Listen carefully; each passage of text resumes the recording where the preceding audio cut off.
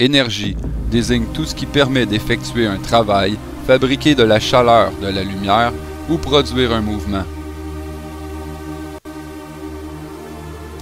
Quel est le ressort qui fait tout avancer? Tous ces mouvements, depuis le flux de l'immense océan jusqu'à celui très subtil engendré par notre pensée, ont tous la même origine. Toute cette énergie émane d'un seul centre, d'une seule source, le Soleil. Le Soleil est le ressort qui fait tout avancer. Le Soleil entretient toutes les vies humaines et fournit aux hommes leur énergie. L'énergie des rayons solaires qui sans cesse viennent frapper la Terre et dont la puissance énergétique dépasse les 4 millions de chevaux vapeur par 2,5 km² est une source d'énergie inépuisable. Aujourd'hui, mondialement, l'électricité qui nous est nécessaire nous est fournie par les combustibles fossiles comme le charbon, le gaz naturel, le pétrole et l'uranium. On parle aussi des énergies renouvelables comme l'énergie solaire, l'énergie éolienne et l'énergie hydraulique. Et pour finir, l'énergie provenant de la biomasse. Il n'y a pas de crise de l'énergie, seulement une crise d'ignorance. Pic pétrolier. Le pic pétrolier, c'est quand le sommet de production mondiale de pétrole brut est atteint et qu'après cette date, le taux de production déclinera jusqu'à l'épuisement des stocks. Mais personne n'est en accord sur la date du pic. Certains l'ont estimé aussitôt que 1970 et d'autres, comme le gouvernement américain, l'estiment aussi tard que 2037. Mais peu importe, la croyance veut que le monde suppose que le pétrole brut est le domino-maître. S'il dégringole, tous les autres dominos aussi. Mais détrompez-vous, nous ne pouvons nier le potentiel énergétique du pétrole. Un baril de brut équivaut à 25 000 heures hommes. 25 000 heures hommes au salaire minimum équivaut à 190 000 $. Un baril coûte 76 $ présentement. C'est un profit net de 189 924 $. Profit, profit, profit. C'est tout ce qui compte. Donc, c'est pourquoi le capitalisme a englouti, caché en arrière-plan, les autres systèmes comme le communisme, la monarchie et tranquillement pas vite la démocratie. Les alternatives au pétrole sont nombreuses, mais cachées par ceux qui se sont allégués les maîtres du monde. Yes, master.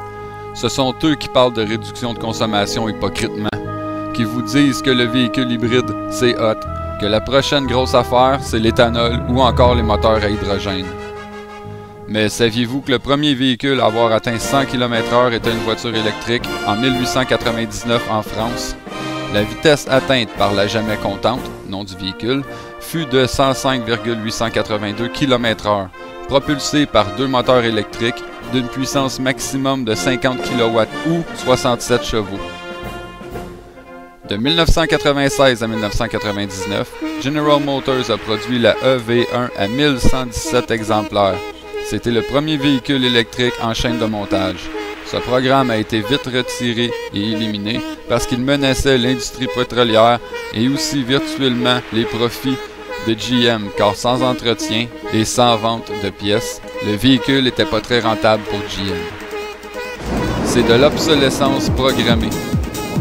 L'obsolescence programmée est le fait de développer et commercialiser un produit en prévoyant de façon précise la date de péremption de ce produit. Ces produits sont conçus sciemment de façon à restreindre la durée de vie de l'objet. Cette technique de fabrication est particulièrement utilisée par les constructeurs d'électroménagers, d'ordinateurs et les fabricants d'objets électroniques ainsi que les constructeurs automobiles. Pour ceux qui sont maniaques de performance, la Dark Star, connue sous le nom de Tesla Roadster, est une voiture sport complètement électrique produite par la firme Tesla Motors. Elle accélère de 0 à 100 km/h en 4 secondes. Sa vitesse maximum est un peu plus de 210 km/h avec une autonomie de plus de 300 km. Mais en 1994, l'ingénieur et physicien Pierre Couture de TM4, une filiale d'Hydro-Québec, présentait un modèle prometteur de moteur roue. Les prototypes étaient à l'essai et tout indiquait que le moteur roue allait surpasser indéniablement le moteur traditionnel. Chaque roue est un moteur électrique alimenté par une pile qui se recharge à la moindre occasion, au freinage, en pente ou sur l'élan du véhicule. Les moteurs sont synchronisés par micro-ordinateur. Avec le moteur roue, on retire de l'auto actuelle le moteur à essence, transmission, réservoir d'essence, frein, cerveau-direction avec tout ce qui s'y rattache, pot d'échappement. pour remplacer tout ça par le groupe de traction couture, une génératrice, un régulateur de tension et un convertisseur de courant continu en courant alternatif miniaturisé. Presque 3 fois plus puissante que le moteur V8 d'une Corvette. 1200 Nm pour la voiture électrique versus 475 Nm pour la Corvette. Pourquoi ce n'est pas sur le marché? Hydro-Québec est une société d'État. Elle a donc des comptes à nous rendre. Aujourd'hui, on trouve nulle part ce moteur roux sur les routes du Québec. 150 millions ont été dépensés pour ce projet. Pourtant, les brevets dorment sur les tablettes poussiéreuses de la société d'État. Ils y resteront jusqu'en 2015. À ce moment, ceux que l'on soupçonne d'avoir fait pression pour saboter le projet, soit les pétrolières et les constructeurs automobiles, pourront aisément mettre la main dessus et les faire oublier. Yes, Master. Nous avons ici au Québec l'auto électrique la plus performante et unique en son mode de propulsion, inventée ici par un Québécois. Pourquoi n'en fait-on rien? Qui a dit que l'économie s'écroulerait sans le pétrole? Ceux pour qui l'économie est basée sur le pétrole, tout simplement. Yes, Master. Nous pourrions être les premiers à vivre sans changement d'huile, sans CO2. Plus besoin de faire de tune-up. Plus jamais un mécanicien vous dira « Ouais, ton muffler pis tes breaks sont finis. » Plus jamais on va entendre « Ouais, il est combien le gaz aujourd'hui? » Arrêtez de vous faire dicter pis sacrement réveillez.